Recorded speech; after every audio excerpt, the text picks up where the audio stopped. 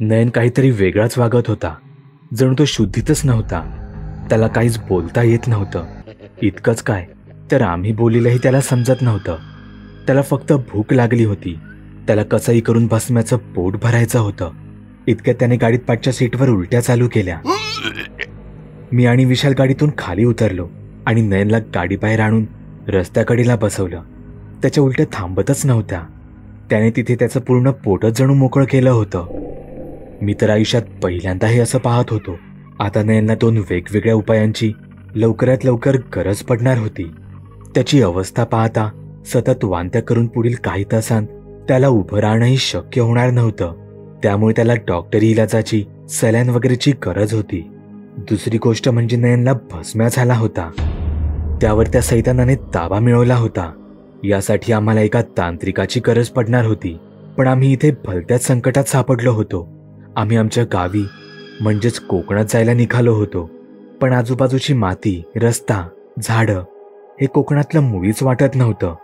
हा रस्ता काय तर हा संपूर्ण परिसरच आमच्या परिचयाचा वाटत नव्हता. अचानकच आम्हाला हुडहुडी भरून आली. आम्हाला असं हे अचानक काय होत होतं? कदाचित आमच्या सभोवतालचं तापमान हे कमी झालं होतं.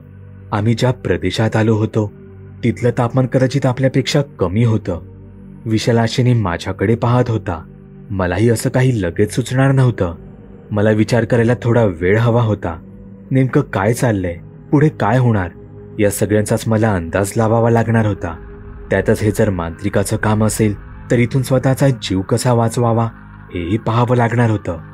विशाल, नयनला पण पुढच्या सीटवर बसवूया आणि गाडीत पाठच्या सीटची जरा वेळेत साफसफाई करूया. तेवढाच मला विचार करायला वेळ मिळणार होता. सगळ्यात महत्त्वाचं, पुढचे परिणाम लक्षात घेता नयनला आधी सलाईन किंवा ग्लुकोज चढवायला लागणार होतं. आमच्याकडे तसं काहीच नव्हतं, पण काही लेमलेटच्या गोळ्या होत्या. मी तात्पुरत्या त्याच एका पाण्याच्या बाटलीत घालून ती बाटली विशाला जरा जोरात हलवायला सांगितली. गाडीत पाठी बऱ्यापैकी साफसफाई झाली होती. बॅगाही व्यवस्थित पॅक केल्या होत्या. नयन थकून झोपी गेला होता, पण ही कदाचित वादळापूर्वीची शांतता असावी असं समजून आम्ही आमच्या सेफ्टीसाठी नयनचे हात घट्ट बांधून ठेवले. नयनला पुन्हा एकदा पाठी बसवलं होतं, पण यावेळी त्याच्या बाजूला विशाल होता. गाडीचा ताबा आता मी घेतला होता. माझ्या पुढे एकच लक्ष होतं, लवकरात लवकर एखाद्या वस्तीकडे गाडी घेऊन जाणं. मी गाडीत मंत्र लावून ठेवले होते. याने काही फायदा होणार होता का हे मात्र काळच ठरवणार होता. नयनमध्येच शुद्धीत यायचा तसा विशाल त्याला 1-2 घोटे पाणी पाजायचा. इथे मी वेगळ्याच काळजीत होतो. जवळपास 15 मिनिटं झाली असतील. आम्हाला रस्त्यावर एकही वाहन दिसलं नव्हतं. तिथे ना कोणतं घर होतं ना कोणतं दुकान. पूर्ण सुमसाम रस्ता. मला हे काही ठीक वाटत नव्हतं. इतक्यात रस्त्यात मला काहीतरी हालचाल दिसली. गाडी जसजशी पुढे सरकली तशी माझ्या छातीत धडकीच भरली. विशाल, विशाल, ते बघ समोर. मी घाबरून विशालला बोललो. समोर रस्त्याकडेला एक बाई उभी होती. कोणी कितीही धीट असलं तरी रात्रीच्या वेळी हे असलं दृश्य पाहिलं तर त्याचीही दातखिळी बसली असती, जशी आता माझी बसली होती. गाडी अजिबात थांबवू नकोस, विशाल जरा धमकावतच मला म्हणाला. वेडा आहे का मी? पण ती गाडी समोर आली तर? भीतीने नकळत माझ्या तोंडून शिव्या निघत होत्या. पण मी मनाशी पक्क केलं होतं, जर ती मुद्दामून रस्त्यात आडवी आली तर तिला उडवूनच टाकायचं. आमची गाडी तिच्या अगदी बाजूने गेली. तिच्या डोक्यावर ओढणी होती. थंडीसाठी तिने ती कानटोपीसारखी गुंडाळली होती. आमची गाडी पास होत असताना आम्ही दोघेही तिच्याकडे पाहत होतो. ना तिने गाडीला हात केला ना ती गाडी समोर आली. म्हणजे ती कोणी हडळ नव्हती. तिचे कपडेही पांढऱ्या रंगाचे नव्हते. इथे जवळ कुठेतरी मानवी वस्ती आहे तर? मी सहज मिररमधून पाठी पाहिलं तर ती बाई रस्त्यावर कुठेच दिसत नव्हती. मी विशाला पाठी वळून याबद्दल सांगणार तोच विशालच मला बोलला, अरे समोर बघ. मी समोर पाहिलं तर समोर पुन्हा एकदा तीच बाई रस्त्याच्या कडेला उभी दिसली. मी यावेळी मुद्दामूनच गाडीचा स्पीड वाढवला. यावेळी मी तिला नीट निरखून पाहत होतो. तिने लाल रंगाचे कपडे घातले होते. तिचे काळे कुट्ट लांब सडक केस होते. तिचं शरीर रक्त नसल्याने पांढरं पडल्यासारखं भासत होतं. कपड्यांतून तिचं कृश शरीर अगदी स्पष्ट जाणवत होतं. जणू कपड्यांमध्ये फक्त हाडाचा सापळाच उभा आहे. मी तिच्या पायांकडे पाहिलं तर तिचे पाय हे पूर्ण वाकडे होते. जणू ढोपरातून ते कोणीतरी कपडे पिळावेत तसे पिळले असावेत. मगासपेक्षा तिचं हे रूप आता फारच भयानक वाटत होतं. तिच्याबद्दल मी याआधीही ऐकलं होतं. ती एक कीचकन्या होती, जिला नेपाळी लोक किचकंडी या नावाने ओळखतात. ही एका स्त्रीची आत्मा असून ती नेहमी एका विशिष्ट ठिकाणीच एकटीच वास करते. ती सामान्यतः त्या वास्तूला, त्या जागेला झपाटते. किचकंडीच्या अनेक गोष्टी तिथल्या लोकांना माहीत आहेत. आपल्या अचानक झालेल्या मृत्यूच्या ठिकाणी ती भटकत असते आणि अशा छळलेल्या किचकंडीच्या गोष्टी ऐकूनच तिथली मुलं मोठी होतात.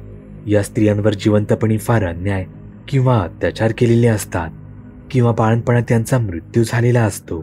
काळे लांब केस, पांढरं शरीर, शरीराचा उरलेला फक्त एक सापळा, उलटे पाय आणि लाल कपडे असं तिचं भयानक रूप असतं. तरी तिला प्रत्यक्ष पाहिलेली लोक तिचं वर्णन एक तरुणी आणि मनमोहक स्त्री म्हणून करतात, जी एकट्या पुरुषाला संमोहित करते आणि त्यांना मारून टाकते. शिकार झालेल्या पुरुषांचा फक्त हाडाचा सापळा तिथे उरतो. काही लोक सांगतात किचकंडीला रात्रीची अनेकदा रस्त्यावर फिरताना बऱ्याच जणांनी पाहिलं आहे. ती लोकांकडे गाडीत लिफ्ट मागते आणि तिने सांगितलेला मार्ग हा लोकांना थेट स्मशानभूमीत नेऊन सोडतो. हे सगळं माहीत असताना मुद्दामून गाडी थांबवणं हे केवळ मूर्खपणाचंच ठरलं असतं. मी गाडी पूर्ण वेगात तिच्या बाजूनेच घेऊन गेलो. काही अंतर पुढे जातो न जातो तोच आमच्या गाडीला जोराचा झटका लागला. गाडी अचानक बंद पडली होती. मी कान देऊन ऐकू लागलो. गाडीची चाकं रस्त्यावर गोल गोल फिरत होती, पण गाडी मात्र पुढे सरकत नव्हती. असं वाटत होतं जणू कोणीतरी पाठवून गाडीला घट्ट पकडून आहे. आणि गाडी एकदाची पूर्ण बंदच पडली. मी आता गाडी सुरू करण्याचा प्रयत्न करत होतो, पण गाडी काही केल्यास सुरूच होत नव्हती. रस्त्यावर संपूर्ण स्मशान शांतता होती. आता काय करायचं? गाडीतच बसून राहायचं की बाहेर पडायचं? किचकंडीने आपल्याला झपाटलं तर आपल्या शरीराचा इथे फक्त सापळाच उरणार होता. आणि हे मला चांगलंच ठाऊक होतं. गाडी मी पुन्हा पुन्हा सुरू करण्याचा प्रयत्न करत होतो,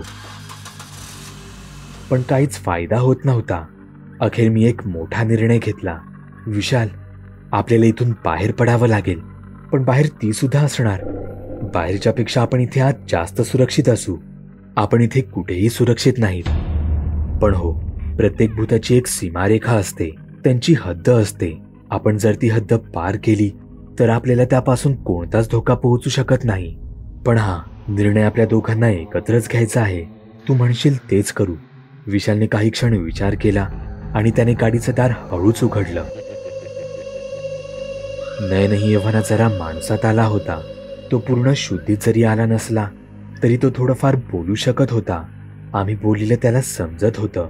आम्ही गाडी बाहेर पाऊल ठेवताच आम्हाला अजून एका संकटाची जाणीव झाली. बाहेर संपूर्ण दाट धुकं पसरलं होतं.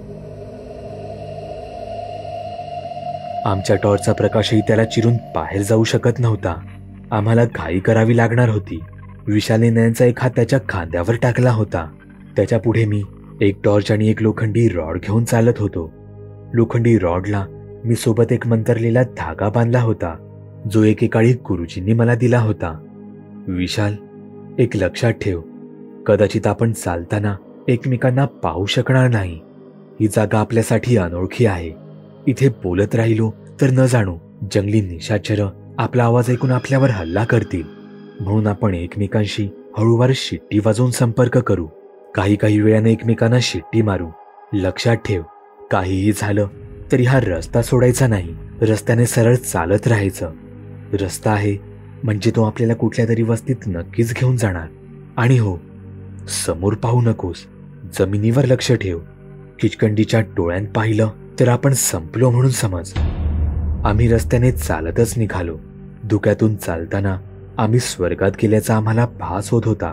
पण क्षणात आम्ही पाहिलेली ती किचकंडी आठवून आम्ही भानावर यायचो. मिनिटाला आम्ही एकमेकांना शिट्टी मारून साथ घालत होतो.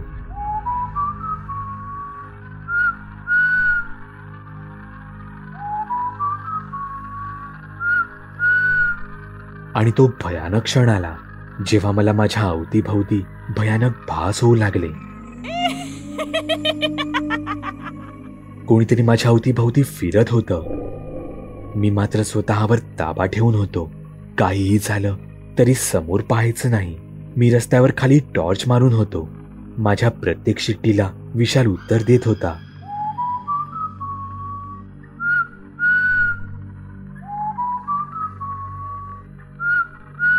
तोच माझ्यासमोर मला दोन भयानक पाय उभे दिसले. माझ्या शरीरातून तर भीतीची लहरच गेली. माझे हातपाय थरथरत होते. तिच्या पायाची बोटं समोर होती. याचा अर्थ तिचा चेहरा माझ्या चेहऱ्यालाच लागून असेल. मला भीतीने जोरात किंचाळायचं होतं, पण जर तसं केलं असतं तर पाठी विशाल गोंधळला असता. मला माझ्या डोक्यांच्या केसांत तिचे थंड श्वास स्पष्ट जाणवत होते. आमचा मृत्यू मला जवळ वाटत होता. तिथे अचानकच विशालचा पाय अडखळला गेला. तो पडणारच होता. तोच त्याने स्वतःला सावरून घेतलं. नयनचा हात मात्र यामुळे त्याच्या खांद्यावरून खाली आला. विशालने नयनचा हात आपल्या हातात पकडला, पण त्याचा स्पर्श त्याला काहीसा वेगळा जाणवत होता. इथे नयन मात्र कधीच आमच्यापासून दुरावला गेला होता आणि याचा आम्हाला जराही अंदाज नव्हता. नयनला कोणीतरी एका झाडाखाली फरफटत आणलं होतं. विशेष म्हणजे त्याला आम्ही इतक्या अंधारात, इतक्या धुक्यातही स्पष्ट दिसत होतो. तो पाहत होता. माझ्यासमोर ती भयानक किचकंडी उभी होती. दुसऱ्या क्षणी ती तिथून गायब झाली. नयनने विशालकडे पाहिलं. विशाल त्याच्या खांद्यावरून त्याच किचकंडीला घेऊन जात होता. तिचं सगळीकडे अस्तित्व होतं. नयनला ओढून हे सगळं काही आम्हाला सांगायचं होतं. तो ओरडायचा प्रयत्नही करत होता, पण त्याच्या तोंडून आवाजच फुटत नव्हता. तो त्याचे हातपाय हलवत होता, पण त्याला जाणीव झाली की त्याला कोणीतरी झाडावर आणून बांधलं होतं. त्याच्या तोंडची वाचाही कोणीतरी काढून घेतली होती. त्याचे डोळे हळूहळू जड होऊ लागले. तोच त्याला त्या झाडावर हालचाल जाणवली. किचकंडी जर तिथे होती तर इथे झाडावर कोण होतं? त्याने बाजूला हळूच मान वळवली. त्याच्या चेहऱ्याच्या अगदी जवळ त्याला एका बाईचा भयानक चेहरा दिसला. ती सळसळत झाडावरून खाली उतरली. ती संपूर्ण विवस्त्र होती. इथे एकाच वेळी नेमकी किती भूतं होती याचीच कल्पना त्याला येत नव्हती. तो हे पाहून बेशुद्धच पडणार होता. डोळे झाकायच्या आधी त्याच्या मनातल्या मनात तो बोलला, भेंडी, आणि त्याच्या डोळ्यावर संपूर्ण काळोख झाला.